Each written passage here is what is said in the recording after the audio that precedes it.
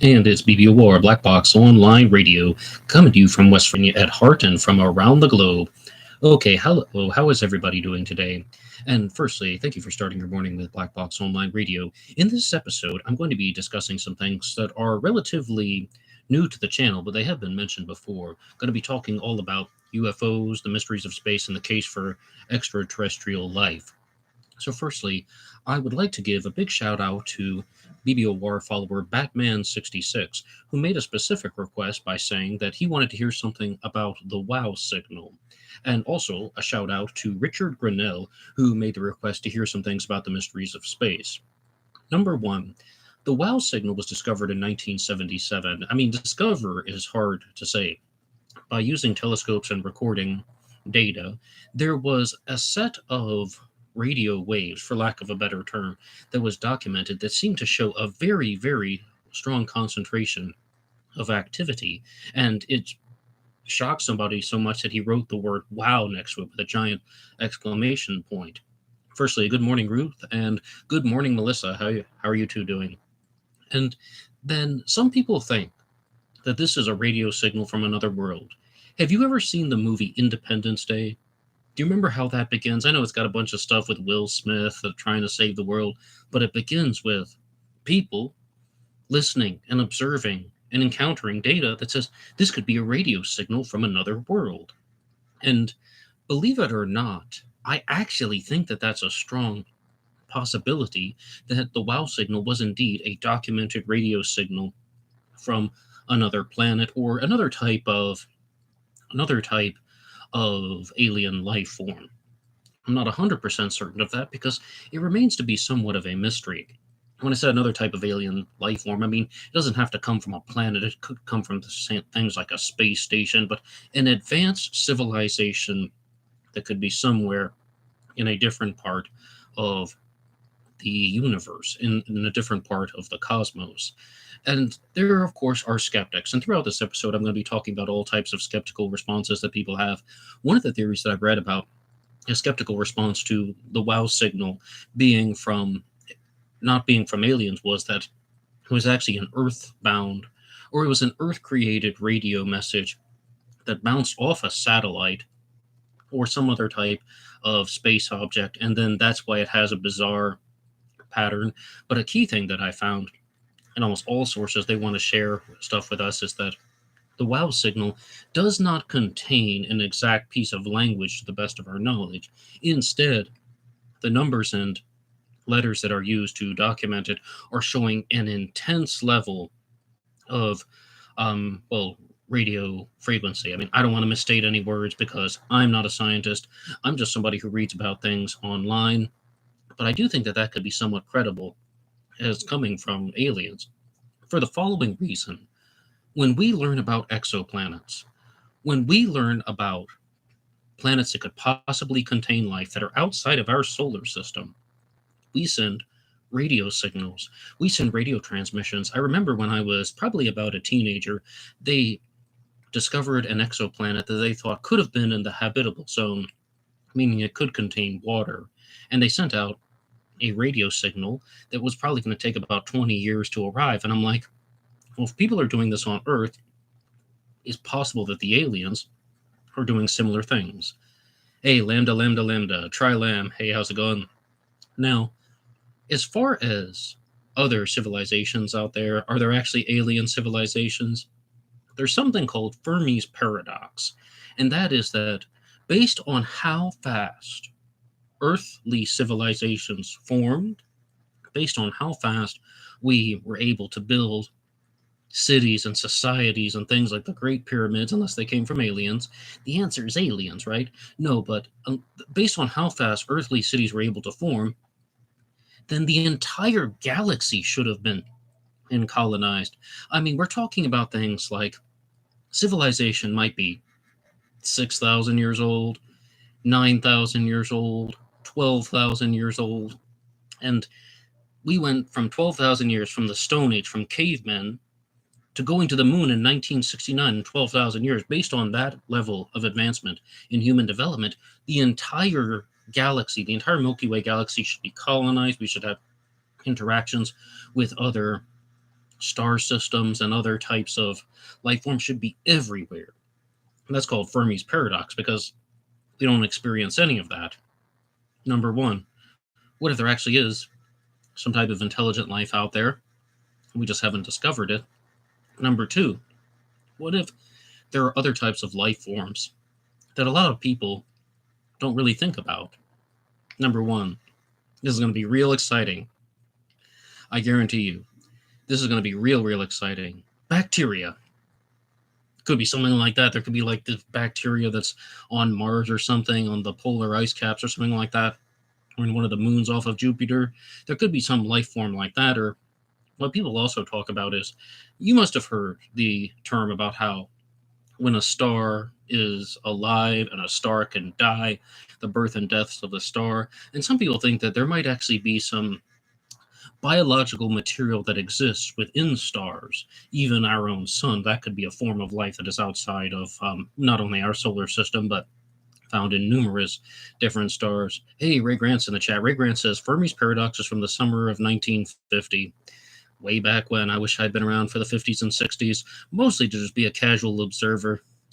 So something like that. And Trilam says, you never heard of Fermi's paradox? And Ray Grant says, Google it. Well, yeah, there's a lot of good stuff that you can find out there. But here's the problem, though. I don't think that civilization is 12,000 years old. Because even a couple of years ago, this article came out that human civilization might be 100,000 years old. Well, why wouldn't there be any evidence of that? It was destroyed by the elements.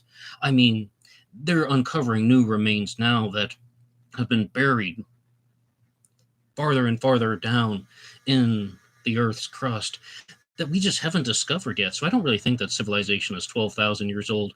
And, at first they thought it was 6,000 years old. Then they find new remains, like Göbekli Tepe in Turkey, Gonur Tepe in Turkmenistan, the lost pyramids of Karao. All of these things show us that civilization is older than expected. And Ray Grant has a comment about the year 2525. Is that a reference to the TV show Cleopatra 2525? Everyone's trying to stay alive in 2525. Is that what you mean, Ray? Okay, so we've talked about the WOW signal. We've talked a little bit about alien life. But what about some things that involve UFO encounters? The first UFO story that I would like to talk about is the case of Riley Martin. And I do have a standalone episode about Riley Martin. It's an old black box recording. And in that one, someone said that I made some mistakes and errors in the presentation, but that person didn't state what any of those errors were. So I really tried my best to get this one right. And if there is anything that I get wrong, please put your idea in the comment section down below about how it can be improved. Even if you don't care about me, maybe somebody else who's going to watch this. I'm always open to correction. You can share the correct information. And if you want to go back and listen to some of the older episodes about UFOs, feel free to do so. And you can hit the like button and subscribe if you want to follow along with all of these discussions. It really helps out the channel. Now, as far as Riley Martin goes, when he was a boy in 1953, he was walking his dog named Brown Boy, and he was abducted by an alien civilization called the Biavians. Of course, it's through their spacecraft. He had at least 2 physical abductions in 1953 and 1975. And Lambda says, Riley Martin from Howard Stern. Ah, yes, indeed. But some people also know him as the person who was abducted by the Biavians. Yes, he frequently appeared on Howard Stern, and he was even given his own radio show on Sirius XM, the Riley Martin Show. And he also did another one called the Official Riley Martin Radio Show.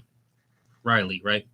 And he was famous for wearing like a Native American tribal headband.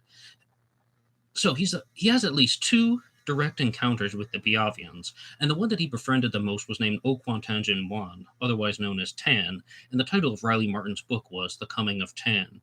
In the second abduction, Riley Martin was given some type of knowledge. Knowledge was transmitted to him where he had the ability to recollect and recall 144,000 symbols, and each symbol would represent a person or have a connection to a person.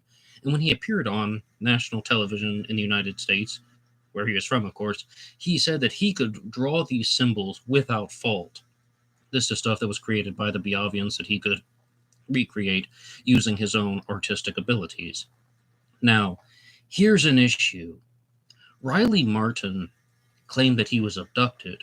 But a lot of the things that he talked about were things that he recalled under hypnosis after undergoing hypnotic sessions or sessions with a hypnotherapist.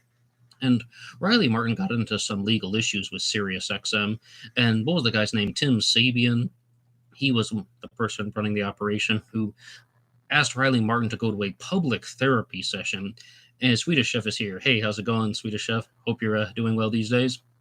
And he had to go to a public therapy session, meaning he's talking to a therapist, but it's all being recorded on video camera, and it was then put on YouTube. I mean, I watched the thing, and the therapist was coming at it from the angle of, okay, because you recall these things under hypnosis, you're the middle child of 14, you're the seventh born, and you didn't feel love from your parents, so you tried to think that there was some type of love from another planet, so to speak, literally and metaphorically. But then the fact that he isn't exactly remembering these things based on his own abilities, that it came from the hypnotherapy sessions, was also brought up. And they didn't say this exact line, but this is something that I think was heavily insinuated. And that was that maybe he had been conflating childhood memories with things like recalling a daydream, maybe recalling an actual dream from being asleep, and of course, childhood imagination. And that could have been something that was leading to the result of him thinking that he genuinely had these experiences with an alien civilization called the Biavians. Okay, that's a guy recalling things under hypnotherapy. But what about someone who has actually seen these things? And the next UFO story I would like to talk about is William Cooper. That's right, Bill Cooper, author of Behold a Pale Horse. Bill Cooper was in the Navy, and he claimed that he saw a spacecraft, or a type of craft, I should say, that was 100 yards long. He was the size of a football field, is what he says. So it would be 100 yards long, and he saw this metal craft come in and out of the water, like out of the ocean. So that's not recalling something under hypnotherapy. This guy's saying that he had the opportunity to witness something that was 100 yards in a metallic craft. Well, that is also very, very different. And then William Cooper went on to spend $27,000 of his own money mailing military documents around the world. Trilam says, Bill Cooper. Yep, that's right, the one and only Bill Cooper. And Lambda says, why do you have slow mode on? Just curious. How do you mean slow mode? Does the audio sound all right? Does everything sound normal to you guys, or do you mean something else? Melissa says, gotta watch that hypnosis stuff. It is very easy to insert a thought in someone's head. Hey, Mr. JSV, behold, and Cat Daddy Steve, hey, thank you so much for joining in. But as far as Bill Cooper goes, this is not what people want to hear. But even if you go on William Cooper's Wikipedia page, it talks about how he gets accused of fabricating the story. He gets accused of fabricating things that other UFO researchers kind of put out just to see like if people are actually paying attention, almost like thought experiments, or maybe if somebody made a joke or told a story that was half true and half false, then Cooper would state that it was factual. But with William Cooper, most people think of him as a conspiracy theorist. He wrote a book called Behold a Pale Horse that became very popular in certain circles, very critical of the government. But I don't even think of William Cooper in that way. I think of him as a political commentator. If you go back and listen to his radio show, The Hour of the Time, he says some very intelligent things arguing for term limits in Congress. And that can also go to show you, why would somebody fabricate a story like that, saying that he saw a 100-yard long metallic craft operating as an unidentified flying object? The skeptical response would be that he was trying to get into a type of media career. Are people going to do things like that? Yes. Did William Cooper definitively do that? I'm not so sure about that. However, though, I would like to move on to the next story, and this is the David Fravor UFO encounter. This was a specific request of somebody to discuss on the channel once, back when I used to do the AMAs. There are the Ask Me Anythings. Wednesday used to be an Ask Me Anything day where any subject was fair game. I would respond to your questions and comments. We would go through the material together and have a discussion. Somebody asked me to respond to the David Fravor UFO encounter, and for that one, I watched an episode of Joe Rogan, but what was the name of the other host so I just had it over here. Lex Friedman. Yes, I'd watched some of Lex's videos in the past, mostly when he was talking about the mafia, interviewing people who had connections. But I've only seen like 2 or 3 of them. But it sounds like his channel is doing pretty well, and he's interviewing David Fravor. And you guys might be able to tell that I'm somewhat of a skeptic when it comes to these stories about UFOs.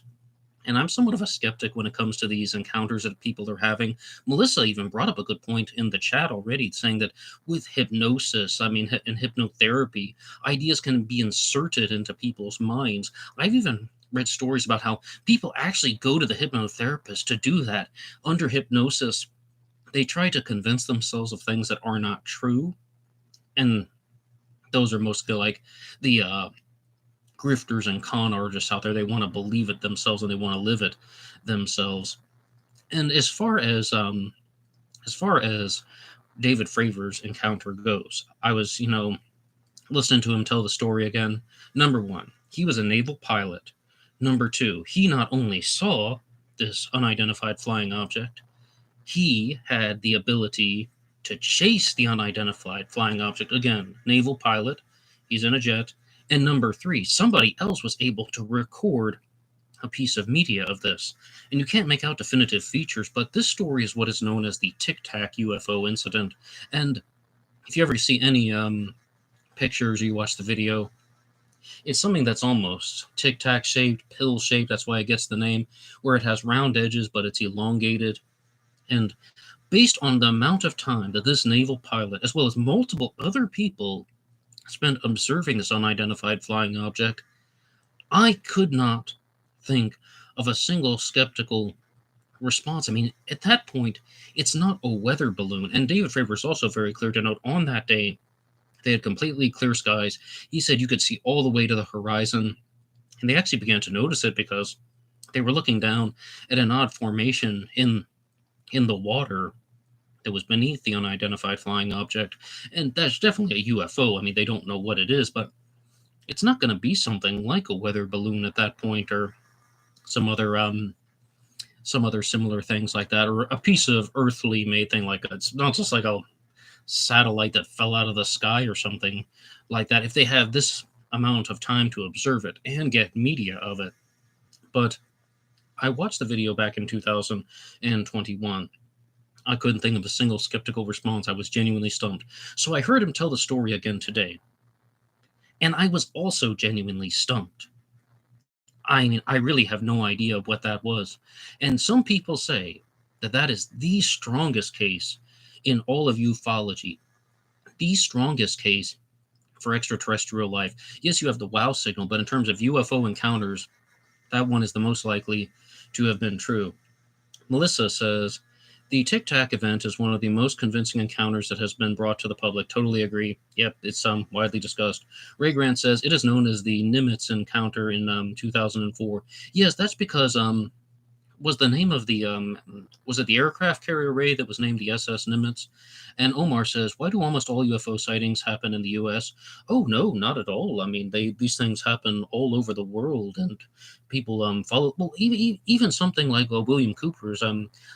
I believe he was it on a submarine, and he's in the ocean. So yes, he's an American, but that's not happening in the U.S. And UFO encounters can happen pretty much anywhere. But as far as David Fravor's go, I think that could be somewhat of a credible story. I don't think he's lying. I don't think the other people involved all made this up as a joke or a ruse. What it was that's the mystery. We're uncertain. However, though, I was listening to this interview with David Fravor, and he talked about how some way, somehow, the video of his UFO encounter was leaked. And it went on a website called strangeland.com. This was back in 2000. Oh, was it 2005 or 6, did he say, when it got leaked? And maybe some of you guys remember that there used to be all of these places where they would have videos like Big Boys and Break.com, and before there was YouTube. Eventually it went to YouTube. But he said, though, it was very awkward sharing a website called strangeland.com because it had a bunch of other weird stuff on there, whereas sharing a YouTube link is rather normal. And he did say this. He said this in his interview. It's like Googling kittens. You don't know what you're going to find. And I'm like, I have to Google kittens right now. I'm pretty sure I know what he meant. But like Googling kittens, and I put in kittens, and I even had the safe search off. Nothing came up. I think you guys know what he meant. Somebody once asked me to Google blue waffle. Like, hey, Google blue waffle. So I did. And they're like, haha, I got you. It's disgusting, right? I'm like, nope. My safe search was on. It's just a bunch of waffles with blueberry topping. They look delicious, and they're like rats. So then I did it the other way, like a year later. And it's like, oh, okay, yeah, not doing that one again. Trilam says this chat is for adults. And I not anymore. We're gonna put that stuff on the back. So that brings us to another UFO encounter, and that is the story of Travis Walton. This might not be the most credible UFO encounter, but it is one of the most famous. Travis Walton is the subject of the book The Walton Experience, which has since been renamed Fire in the Sky, and they also made a movie about him called Fire in the Sky as well. I mean, same title as the book. The movie features James Garner. And what's rather different about the Walton Experience is, number one, multiple people saw the lights of the alleged unidentified craft, and then they have an incident where Travis is knocked to the ground, and according to the story, he is abducted by the UFO. He was gone for 5 days, and it is one of the few cases of abductions where the timeline matched up completely. He's actually missing for 5 days, and when he was found, he was shown to have not eaten anything. He had not consumed any food within those 5 days. And Travis Walton is somebody who appeared on a lie detector game show called The Moment of Truth, and he answered all of his questions truthfully. But the final one was, were you abducted by a UFO? And he said that yes, he was, and he was found to have not been telling the truth. And his response was, well, those lie detectors are only right 97% of the time. And that really bothered some people. But to provide some things in favor of Travis's defense, in that same episode, when you have Travis Walton on The Moment of Truth, he was confronted by the skeptic, Michael Shermer, who is the editor of Skeptic magazine. Michael Shermer wears a lot of different hats, but so he had a chance to ask Travis Walton a challenge question. And he said, do you have any evidence from your UFO abduction? And he said, Travis Walton's answer was, yes, there are piles of it. And I thought, what a ridiculous question. Do you have any evidence of your UFO abduction? That was like the fifth question that they asked him during this game show, lie detector game show. And do you have any evidence? Of course he would. Answering 5 or 6 questions correctly on any type of polygraph is evidence. And Travis Walton once appeared on an episode of Jerry Springer talking about UFOs. See, back in the day, in the mid-90s, Jerry Springer wasn't only known for the Jerry, all like the stuff about like man gets sex changed to be a lesbian. They used to do stories like that. And before all of that, it was just a normal talk show. They like Jerry Springer would often say, well, he interviewed Jesse Jackson and was talking to him about his career. And also, he would just have things with like runaway teens. The episode he did on that one was excellent. And even the Shock Rocker episode, he talks about the pros and cons of free speech in the music industry. Yeah, that was very entertaining. But they did a UFO episode that featured not only Travis Walton, but also Riley Martin. That's actually how I first learned about Riley Martin. And what I saw was from Travis Walton is that he had talked about how, he does have evidence of this. And there was somebody else who was speaking on his behalf, like a UFO researcher. And he said this, and this has stayed with me forever. We have an enormous amount of evidence in favor of the case for life beyond the planet Earth. Maybe not proof, but evidence, to stay true to the term. I use that in conversations all the time, differentiating between proof and evidence. And one of the things that guy said was a piece of evidence would be polygraph tests when they pile up, when you consistently get positive or truthful answers on a polygraph test. Of course, polygraph tests have uh, some issues that people aren't really thinking too much about it. But as far as Travis Walton goes, yes, he does have evidence, and he brought up an example that he had been thinking about on the moment of truth. They took Geiger counter readings that showed an abnormal amount of radiation, and so on. He had evidence, but at the same time, he did not pass the final question: were you abducted by a UFO? Travis Walton was from Snowflake, Arizona, and he was possibly about to undergo some type of financial issue with his business. And they think that maybe he fabricated the story as a way to buy time or maybe even do it in a for profit way. But how would somebody go for 5 days without eating? That's not an easy thing to do. I've tried that, like intermittent fasting. Oh, actually, yeah. Earlier this year, I did that. A water fasting for 24 hours. It sucked. After about the first 3 hours or something, I don't need to do this, right? I don't really need to do this, right? That's just kind of what I'm thinking.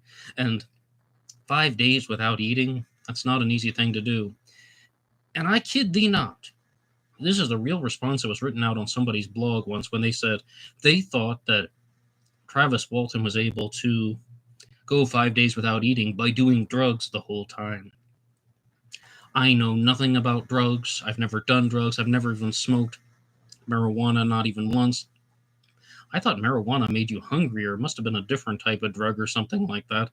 I don't know. Is it just like cocaine and coffee or something like that? Does that make you not want to eat? From what I hear, and I only say that because the comedian Sam Kinison was the only guy who wanted to do cocaine and then eat a pizza. So they say. Again, people who are not me. Christopher says, Jerry Springer was once the mayor of Cincinnati. Yes, didn't he get in trouble with hookers or something like that? Julian says, do you believe in the paranormal, Ned? Julian, what a brilliant question. Do I believe in the paranormal? Yes, of course, absolutely. Do I believe in the supernatural? No, of course not. Absolutely not. You want to know why? It's because there is no supernatural. Things are not above nature. It's just an additional part of nature that we haven't evaluated yet. And that was my take on the subject. I even did an old BBOR episode. Episode number 5 in 2017 was on that subject. And of course, I encountered somebody named Guy Lyon Playfair who had a much better way of articulating it than I did when he said, it's not supernatural if it exists in the natural world. It's just misunderstood. Say, for example, like ghosts. If we just die and turn into ghosts, that's just a biological process that we weren't familiar with yet. It's not supernatural if it exists in the natural world. It's just misunderstood. Now, paranormal, things that exist outside the realm of normal science, oh yeah, all kinds of stuff. I mean, look at the UFO stories we're talking about. There are all kinds of ways outside the realm of normal science. Swedish Chef says, just my personal 2 cents. I think that the latest events and witness testimonies by Graves, Groskin Favor in the congressional hearing makes it hard to dismiss that these cases are mere fantasies. The government really does look into UFOs and hides a lot of things about UFOs, absolutely. I haven't even talked about Area 51, but we all know about that. And Mr. JSV says speed or meth would work to suppress appetite. He says would do that. I think he means reduce appetite. Springer enjoyed Ladies of the Evening. Not Ladies of the Night, huh? Ladies of the Evening? What, sunset goes down at like 7:30 or something, so make it a quickie. Oh, I don't even want to tell you this. I'll tell you it anyway because it's a live stream and I'm not censoring myself. Have you heard the story of Pizzagate? Not related to UFOs or anything. That some guys are using the code word pizza or something, the Podesta brothers, people who are working for Hillary Clinton's campaign, and they're using pizza in very odd contexts, and people thought it was a code word for something bad involving children. But some people actually think that it was a code word for prostitution. Like, they're just like, that's how they're seeing their hookers. I'm not even going to touch on that. Melissa says, I've never even smoked a cigarette or weed. I think I've smoked like 12 cigarettes, but I used to live in China, and one guy gave me a cigarette, and I didn't want to say no, so I was, and then he's like, no, you don't smoke, and he just took it away from me, and I'm like, That's fine. He's right. I don't smoke. Apparently, there's like a way you have to do it. I didn't know that. But oh, Cindy James is here. Hey, Cindy, we were talking about you in a previous episode, and yeah, cheese pizza, comet penguin. I am not saying anything more than that. Okay, but here's a big issue with these UFO stories. Now, again, if I recall this, Travis Walton is missing for 5 days, and he hasn't eaten anything. Riley Martin was missing for a period of time, and when he was found, he was nourished, like he hadn't gone 3 days without eating or however long it was. Don't quote me on that, but he was found nourished. That means that no matter what, it doesn't sound like people are experiencing things that are completely consistent, and I don't think that raises an enormous amount of doubt in any particular direction.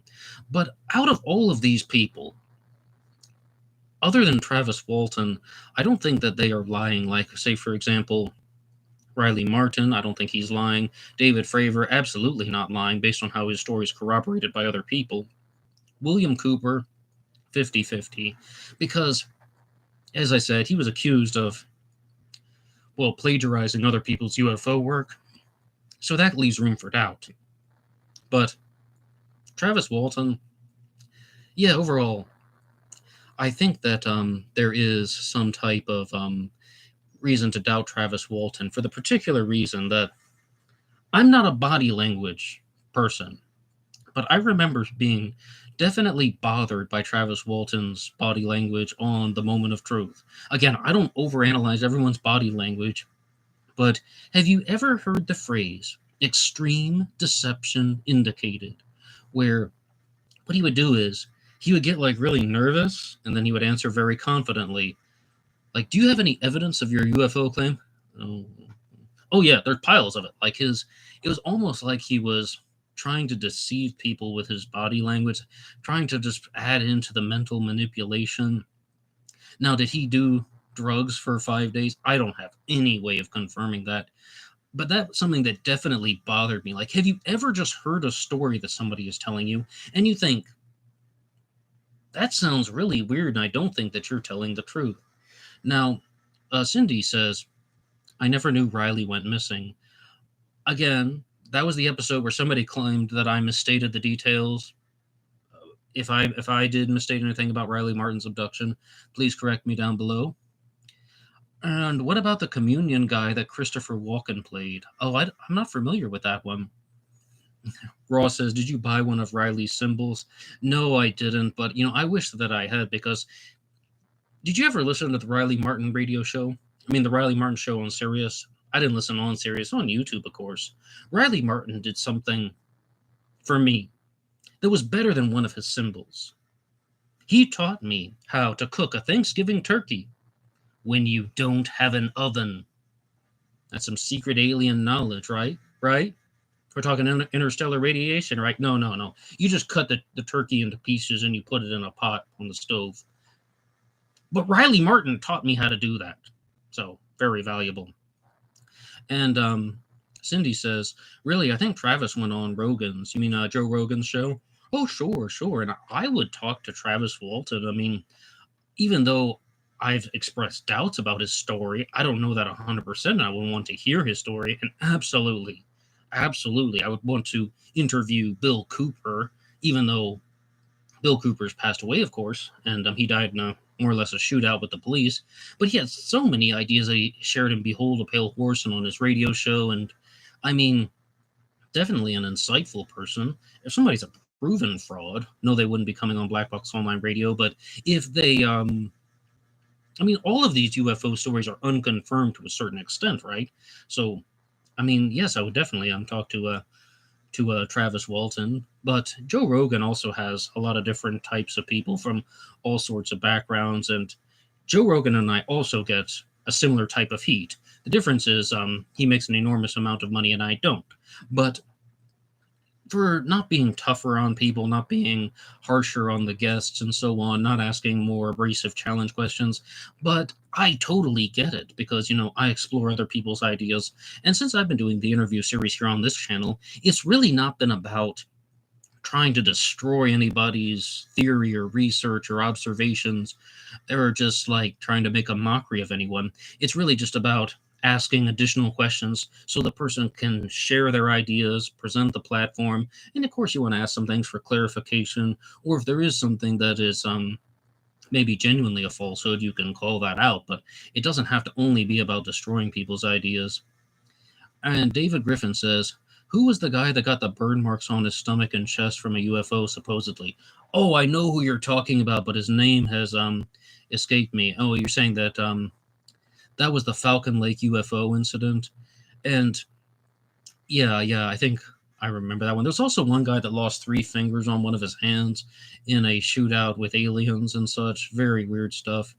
Now, Julian says, be careful, Ned. My Filipino wife claims the Philippines is very haunted. I would expect so, absolutely. Maybe not as haunted as China when they do the ghost festival. They have to burn the paper money and such to stay away, but I would expect the Philippines is haunted. Ray Grant says, I think the Nimitz encounter is credible, though there may be an explanation for it. Early examples of drones. Travis Walton is not credible at all. Well, as far as David Fravor being credible, I think he's telling the truth. I think that he observed something, and I don't think that they actually figured out what the Tic Tac pill-shaped object was, and then they're just not revealing it after all these times. Like, oh yeah, they're just going along with the story because they want to be interviewed and so on. I don't necessarily believe that. I believe everything that he is saying, but what about what's actually there? Travis Walton's abduction had many witnesses, I thought. As I said, Travis Walton is struck by a beam of light. I said, they saw the craft. I was like, no, they didn't see the craft, right? They saw the light from the craft. Now, you can correct me if I got that wrong. Then Travis Walton falls to the ground, and everybody gets out of there, like they drive away. And when he was confronted about this on the Jerry Springer show, the friend that had been with him, and somebody just asked, why on earth would you leave your friend if you thought that, or you just saw him get knocked to the ground by anything, and your first response was to get away? And Travis Walton, of all people, defended him, saying, no, he thought that I was dead, and there was nothing that they could do for me. They were trying to, do it for safety purposes to get away from the scene. I tend to lean more toward Ray Grant that Travis Walton is not credible, but Travis Walton may have had like-minded friends. Well, now, Ray, again, I don't want to misstate something, but I think at least one friend was involved with the alleged cover-up and the falsification of the story in people's theories. I don't think Travis Walton has ever or would ever come out and say that he made something up. But you guys want to talk about who's telling the truth and who's not about these UFO stories? Okay. Are you familiar with Billy Meyer? He was the one-armed man from Switzerland who would take like a trash can lid or something and kind of like put 2 objects together and then just like hang it from a string or something and take a photograph.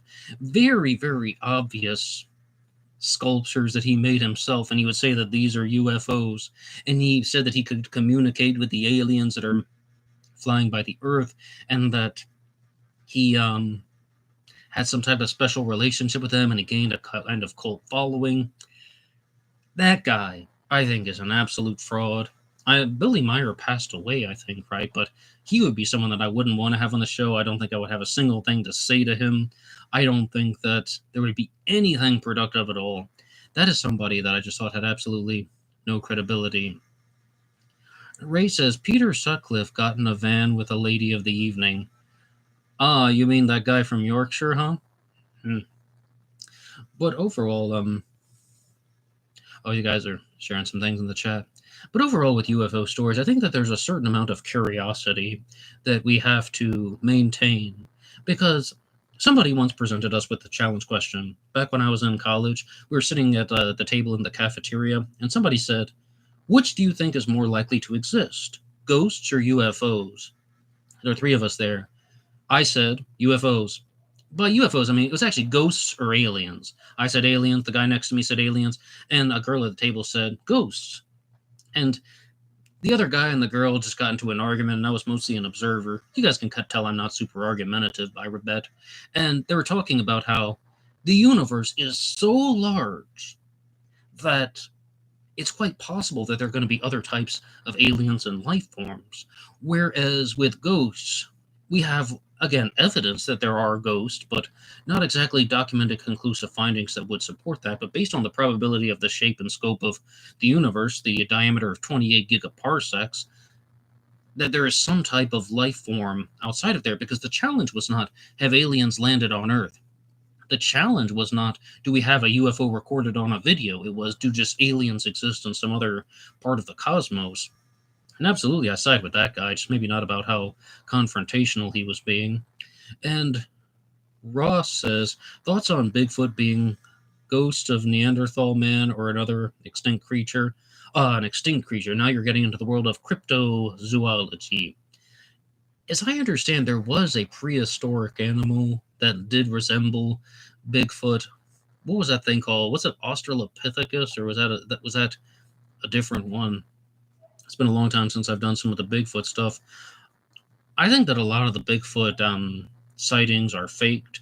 I think a lot of the Bigfoot evidence is heavily manipulated. Some of the evidence they use is not very reliable, like the calculations, like looking at the Patterson-Gimlin film and making calculations and determining that the creature in the film is 7 feet 4 inches tall. How about just Mr. So-and-so got his math wrong, or maybe he's using an incorrect method to calculate that they have a video of a 7'4" Bigfoot. I actually think that the Patterson-Gimlin film was indeed staged by Philip Morris and Bob Hieronymus, and of course, directed by Roger Patterson and witnessed by Bob Gimlin. And even though I think that the reason why no one's been able to recreate it and to its exact specifications is because Roger Patterson passed away, and he was an expert leather worker, an expert craftsman. He was a painter. He did all kinds of art projects. He was very good with his hands, and I believe that he purchased a suit from an individual named Philip Morris, who made the costumes, and then he modified it with his own specific techniques, and he made it look very realistic. And the suit was worn by Bob Hieronymus, and he wore it over his clothes, including his jeans. And when they see the muscle bulging in Bigfoot's thigh region, that's actually the costume material going over Bob Hieronymus's wallet, which was allegedly in the front pocket. Interesting Patterson theory. I mean, I used to do Bigfoot let's see, that's been 11 years ago. I watched every episode of Finding Bigfoot seasons 1 and 2. Then once they got to season 3, I thought it became a little bit repetitive and so on. But as far as UFOs go, when are we actually going to encounter this type of extraterrestrial life? It doesn't even have to be UFOs. What about communicating with aliens on a different planet? What about finding out if there actually are life forms on another planet? Did you guys ever sit back and watch those episodes of TV growing up, like The Twilight Zone or something, Lost in Space? Of course, even things like Star Trek. And you notice how a lot of the aliens resemble humans. They even maybe they're bipedal and they have 2 hands, and then they have similar eyes. Maybe they're a little bit bigger, and they just have very, very humanoid-like features. And I wondered, why are they always trying to design these aliens that look so similar to humans? Is it just done for convenience of the TV show? And Stephen Hawking had a very direct answer to that by saying that if there is a planet that can have both surfaces and bodies of water, almost certainly that any creature that's going to live on the surface is going to have arms and legs to a certain extent. And you can see all types of artist illustrations of possible aliens that maybe they're quadrupeds who are going to be crawling on a surface, but they're going to have legs. Now, some people disagree with this, and they think that aliens are actually more likely to be living in the upper atmospheres of planets. But think about Jupiter, Saturn, Uranus, and Neptune, the gas giants. Again, remember what I said about how maybe a star is alive, but there are just certain elements of biological material that exist in the star? Again, that wouldn't necessarily even be conscious material, but biological material. But there might be other things. Think of something like a gas jellyfish. How cool is that, right? Hashtag sarcasm. But there would be jellyfish-like creatures living in the upper atmosphere of gas giant planets. I think though, if they actually did live on Jupiter, Saturn, Uranus, and Neptune, we would have knowledge of them by now, based on how thoroughly explored our solar system has been, mostly done by telescopes and satellites. But with even a place like Neptune, as I understand, the winds there are like 1,200 miles per hour, so it'd be almost not feasible for things to live in the upper atmosphere unless they could travel extremely fast. And Richard Grinnell is here. Hey, Richard, one of the people who requested this topic. Thank you so much. And Richard says, why do you think, Ned, we presuppose water is required for alien life? I think it's selfishness. People want to know if there's going to be another planet that we can use in the future.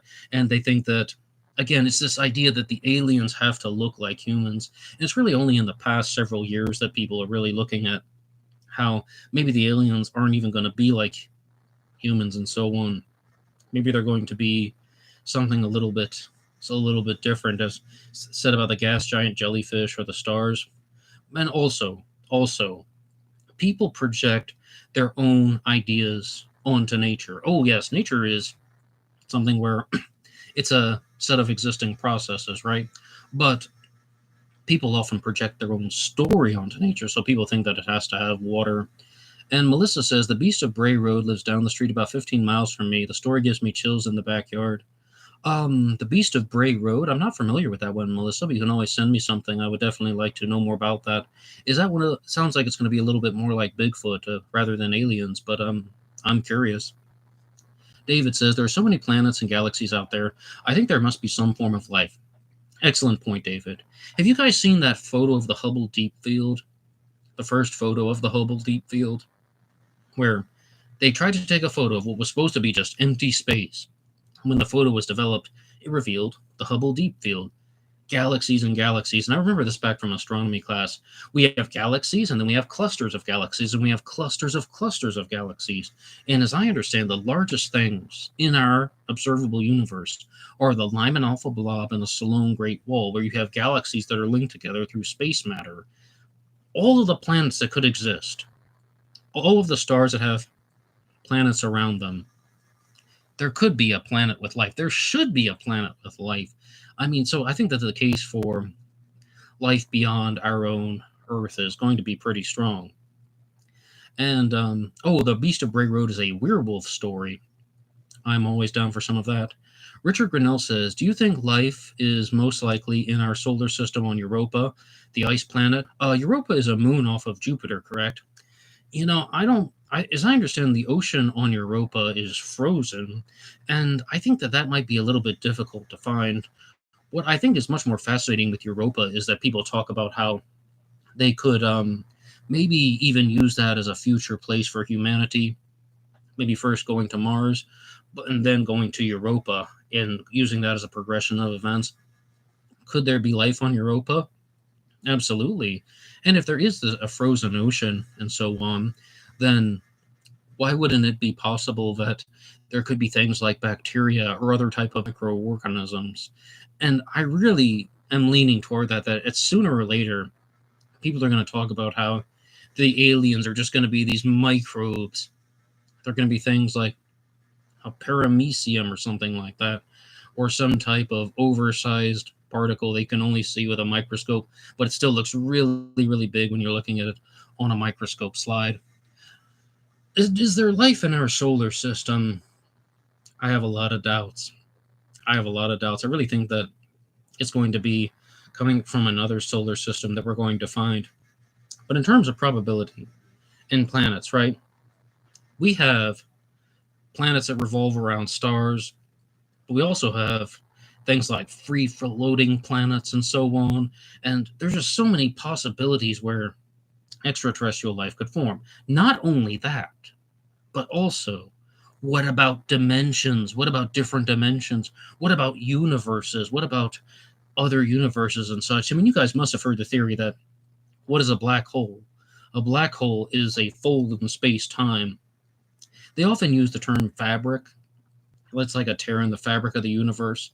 And the black hole might actually be entering into another universe. Now, are there going to be other things there? Are there going to be other life forms in the other universes? Not necessarily.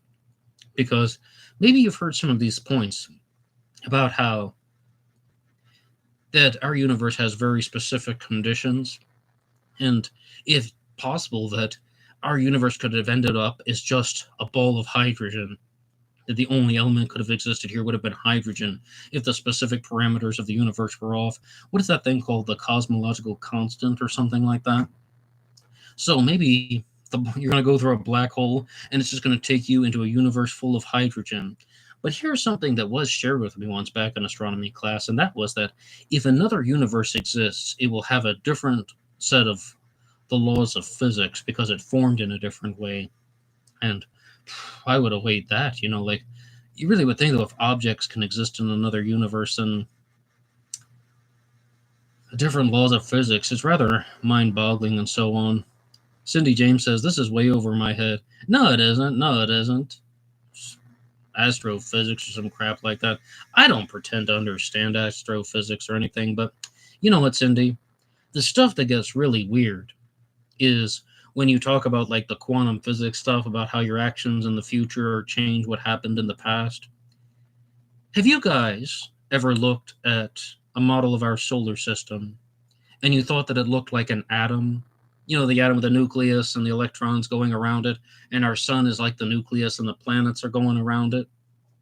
And I have this idea for a novel in my brain. I haven't written a single word, but about how in 2014, a particle that was trapped in a laser violated the second law of thermodynamics, and it was emitting more energy than it was taking in.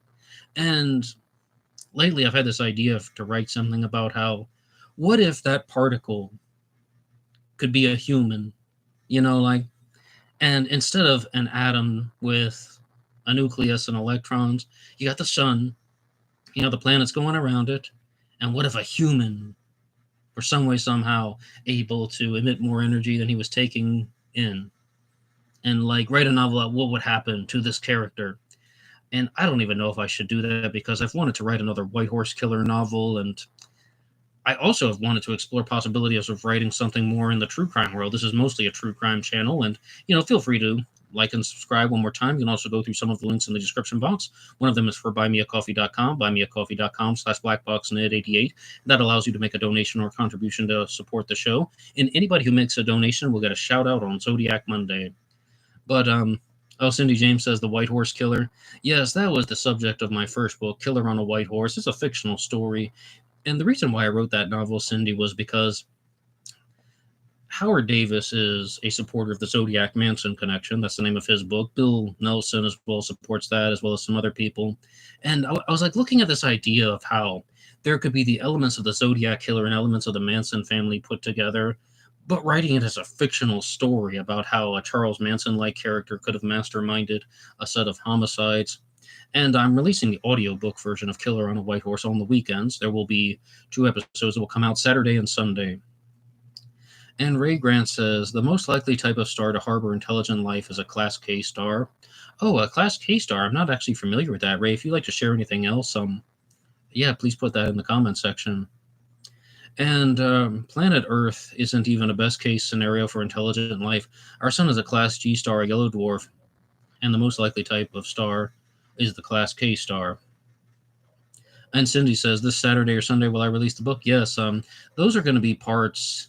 Oh, crap, I don't even know. 5 and 6 now, because I took 1 weekend off from doing the audiobook because I've been conducting some of the interviews. Ray Grant in the chat is someone whom I have interviewed, and his interview should be coming out next week. That one's going to come out in some segments. And also, feel free to post some ideas for people whom you'd like interviewed on the show. Now, Cindy was talking about Travis Walton. I would love to interview Travis Walton. I don't know if someone like him would come on Black Box Online Radio. I've even been trying to get in touch with some people who are a little bit, well, more famous than the average Joe and so on. And I'm not getting responses from, the elite circles and so on. And Mr. JSV says he's looking forward to the interview with Ray Grant. I think it's went pretty well. Definitely the most expansive interview that we've had. Ray Grant says Class K stars or orange dwarfs are 4 times more common than Class G stars and are the main sequence as long as have a main sequence as long as 70 billion years.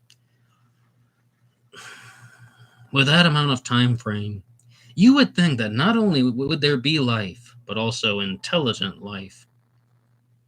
And Classic Chevy Cat is here, my second favorite UAP. Good morning. Hope everyone is going to have a fabulous day. Thank you, Classic Chevy Cat. Some very optimistic words. And I miss being on Eastern Time so much. Eastern Time dominates the world. I'm in the Philippines, as most people know. So my day is winding down. And it's just everything revolves around Eastern Time. And all of a sudden, when you don't, your life's out of whack. And if I hadn't spent 29 years in West Virginia, I probably wouldn't even think about it, but take me home, country roads. Now, I hate that song. I shouldn't say it. Richard Grinnell says, maybe the aliens will be AI who have destroyed native life. I have a response to that, Richard, and I don't know if it's exactly what people want to hear. But have you ever noticed that some people are racist? Some people don't like people who are different than they are. And some people think that the only thing that is going to unite humanity is when the aliens come. And then we'll have an enemy, a common enemy, that all humans are going to unite against the Biavians or whoever it's going to be. Hopefully they're not going to be people like the Kryptonians or something like that. They'd beat the shit out of us. Well, most of them would. Maybe one of them would rise up amongst the others. But I know that's not exactly what Richard was referring to. How exactly that the AI would have taken over. That would sound something more like The Matrix and also Terminator, The Rise of the Machines. Now, that doesn't necessarily get into an exact world of aliens. That's more about how technology has surpassed humanity. But if you ever get a chance to watch the movie Powder, and there's Jeff Goldblum plays a science teacher in that, and they talk all about how humanity can surpass technology. Powder, fascinating stuff. Jeff Jones says there won't be complex life on a gas giant planet. You wouldn't think so unless you got those gas jellyfish that are floating around in the upper atmosphere or something. You know, it would be almost... I'm really even trying to think of a scenario now about how there could be complex life on a gas giant planet. And no, I mean, I think it's highly, highly unlikely. But Richard brought up Europa. We have all of these moons around the gas giants. Like, what is it? Is it Saturn's moon Titan that has an ocean of methane? Like, there's an ocean of methane, and you just gotta wonder, you know. As Richard said, why is water the prerequisite for alien life? Could there not be some type of life form that exists within the ocean of methane? Oh, Classic Chevy Cat says, what if aliens are actually demons? Now, I think I know how you mean that, but do you mean that literally or metaphorically, where just things that are not earthly that inhabit us? Those demon stories get pretty far out, like when you see, real cases of possession and what people are shouting and, just talking in tongues and so on. The exorcism of Emily Rose and such. Or when you look at the other things like the story of Legion, how multiple demons can be within somebody. Now, what if the aliens are actually demons? Now, what I think Classic Chevy Cat meant is, what if the aliens are these types of either very abstract or they're these forms of energy that do not have defined physical parameters that can inhabit a human the same way that a parasite would inhabit a host?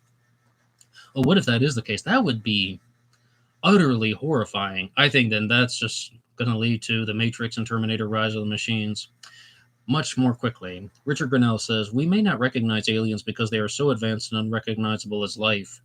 Now, is that what you meant? Is that tying into a Classic Chevy Cat's thing about how, what if the aliens are a type of energy that can exist in an unseen way? On that note, you guys know that I used to follow the channel Marvelous Work and a Wonder. They have a show called Coffee with Chris. They also put out loads of free books on different subjects. Their political side is called The Humanity Party. They have a third side called The Real Illuminati. Marvelous Work and a Wonder, The Humanity Party, and The Real Illuminati. Back in 2019, I did some comments about their episodes on simulation theory. Like, I made my own responses to that here on BlackBoxOnlineRadio. And one of the claims of marvelous work and a wonder and the real Illuminati is that in a parallel universe, there is a different version of you. It's simulation theory that this Earth is a simulation, and you are being played like a video game character. Like when you see somebody like using the controller and such, and they're watching that on a television, there is a more advanced human, or more advanced humanoid in another universe that is using you as an avatar, and they're interacting through you. And this avatar is formless and genderless, but it's a more advanced mind that is using you as a type of not exactly host. It's more like you're the character in their game, like you are being controlled by this more advanced, formless and genderless. I'm tempted. I keep wanting to use the word abstraction. It's not an abstraction. It's almost like a personification of energy and so on. Now, I think that's more what Richard is talking about how they use the term advanced humans. Marvelous work and a wonder did. What if the aliens are actually something like that, an advanced life form that has surpassed the physical parameters? And I don't even know how to imagine something like that, something that is formless and genderless. Like you try to imagine something that doesn't exactly have that type of shape and so on. One of the craziest nightmares I ever had was back in 2012. I remember it so clearly. I had this nightmare once that there were lines but no shapes. You actually want to live in that world? I thought it was fine, like I saw Paper Mario and Smash Brothers and such, Smash Brothers Melee. I was like, I know what to expect. That's some creepy shit. When you're in a world that has no shapes but only lines, I just look up. I don't ever want to go back to that world. And Richard says, we tend to recognize life by our experience on Earth. Yes, that's what I was going about, how people think that a planet that's going to be supporting alien life has to have water. Well, maybe it could be living off of some other type of biological material. But I do understand and stand by what Stephen Hawking would say about how if there is a planet out there that is going to have creatures, and if both liquids and solids exist in our universe, most likely the creatures would have legs and arms if they live on solid land, whereas there could be other life forms in the ocean. Something like a fish, of course, wouldn't have to have legs at all to be a form of conscious life. But as far as the colonization of our solar system goes, Stephen Hawking made the bold claim that in 500 years, we will be on Mars. Mars will be civilized. There will be cities on Mars, and we will even have Martian cuisine that's different than earthly cuisine. And I think that that's a very bold claim. However, bring it on. I can't wait to see what's going to happen with all of that. And then it's just going to be step after step after step that is going to lead to the colonization of the galaxy. And maybe Fermi's paradox would be, not be achieved, because the paradox isn't achieved, but the reasons why people think that our galaxies are not colonized yet is maybe that will be put to rest. Maybe they will be colonized within 500 years. But other than that, if anybody has any final send-off notes, you can put them in the chat, and I'll read them off right before the conclusion of this episode. This one's going to be a little bit shorter than some of the other live streams, but thank you all for tuning in, and thank you everybody for sharing some really good questions about UFOs, as well as other paranormal entities such as the werewolves and Bigfoot and so on. Very, very good opportunity. And, once this episode is published, you can share anything in the comment section down below. Classic Chevy Cat says, maybe we are just entertaining to them. We are such dumb crap. They come here to film. Oh, yes, this is one that I meant to talk about. This is one of the most badass conspiracy theories ever. I know I said it at the end of the episode, but I don't want to now, because it's the idea that Earth is an alien zoo. And on this channel, I use the definition of a conspiracy theory as that two or more people are hiding the truth, usually for a malicious reason. Well, let's say two or more aliens are doing it. And that Earth is just what the aliens are using for their entertainment. That the same way that people would watch a lion or a tiger in the zoo, the aliens are watching us. That's why we haven't found any other forms of extraterrestrial life, because we're in a type of alien setting, an alien-controlled setting. And this is all just kind of like, well, maybe the ending of the movie Men in Black, if you would like to think about that, about how there are different layers to the size and scope of interdimensional beings and so on. Mr. JSV says, nah, can't leave Earth. Remember they lost technology after the moon landing? Yep. And Cindy says, have a great day. Everybody else, have a great day, and so on. And once this episode comes out, people can put their ideas in the comment section down below for anything that they're curious about in relation to UFOs, the mystery of space, infinity, and so on, quantum physics, and so that. Like, tell me everything you want to know about the quantum foam, Planck length, and maybe we can do a future episode talking about Heisenberg and some of these other scientists out there. It goes well beyond Einstein, but Albert Einstein had so many insightful statements, even outside of the world of physics. We could do a whole episode on that. And Ray Grant says he wants to hear Tom Voigt and David Oranchak on this show. David Oranchak. I'm going to reach out to both of them, and I would like to interview them for this channel. But that'll be all for me now. And until then, everybody stay safe. And until next time.